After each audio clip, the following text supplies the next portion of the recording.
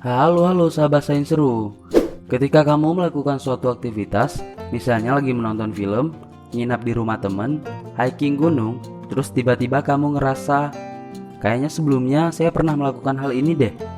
Situasi dan perasaannya juga sama seperti sebelumnya.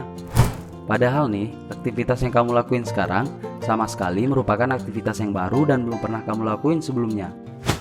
Nah, sensasi yang kamu rasakan saat itu merupakan sebuah fenomena psikologi yang disebut dengan déjà vu. Kata déjà vu berasal dari bahasa Prancis yang artinya sudah terlihat. Pada video kali ini, kita bakalan ngebahas tentang kenapa dan bagaimana sih déjà vu itu bisa terjadi. Yuk langsung aja mulai pembahasannya. 60-80% populasi manusia pernah mengalami déjà vu dalam hidupnya, dan paling sering dirasakan pada usia 15-25 tahun. Sebenarnya nih, misteri tentang déjà vu sangat sulit untuk diteliti. Kenapa? Karena fenomena tersebut merupakan fenomena yang muncul secara tiba-tiba, durasinya sangat pendek, serta tidak memiliki manifestasi fisik sehingga tidak dapat diketahui oleh orang lain, kecuali orang yang merasakannya. Dalam 200 tahun terakhir, mulai dari filsuf, psikiater, bahkan sampai paranormal expert mencoba mengamati fenomena ini dan punya hipotesis tersendiri tentang kenapa bisa terjadi. Namun, karena perkembangan teknologi yang semakin advance, ilmuwan mulai bisa mengamati dengan pasti kejadian déjà vu melalui penglihatan perubahan dari gambaran otak saat orang mengalaminya. Setelah dipelajari, secara umum dapat terjadi dua jenis déjà vu, yaitu associated déjà vu, merupakan tipe déjà vu yang paling sering dan terjadi pada orang normal serta sehat, berhubungan dengan keadaan lingkungan. Pada jenis déjà vu ini, organ indera pada tubuh kita mempersepsikan keadaan lingkungan dengan kejadian yang pernah kita rasakan sebelumnya. Mayoritas ilmuwan menyimpulkan bahwa déjà vu ini berhubungan dengan area memori pada otak. Yang kedua, ada biological déjà vu. Biological déjà vu merupakan fenomena déjà vu yang dirasakan karena adanya kelainan pada lobus temporal otak, yaitu bagian otak yang dekat dengan telinga. Hal ini terbukti dari banyaknya pasien penderita epilepsi yang merasakan déjà vu sebelum mereka kejang.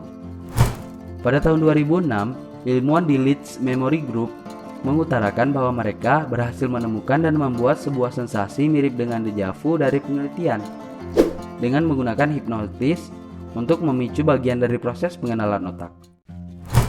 Penelitian ini berdasarkan pada teori bahwa ketika kita mengenali sesuatu atau seseorang yang familiar, ada dua proses utama yang terjadi pada otak.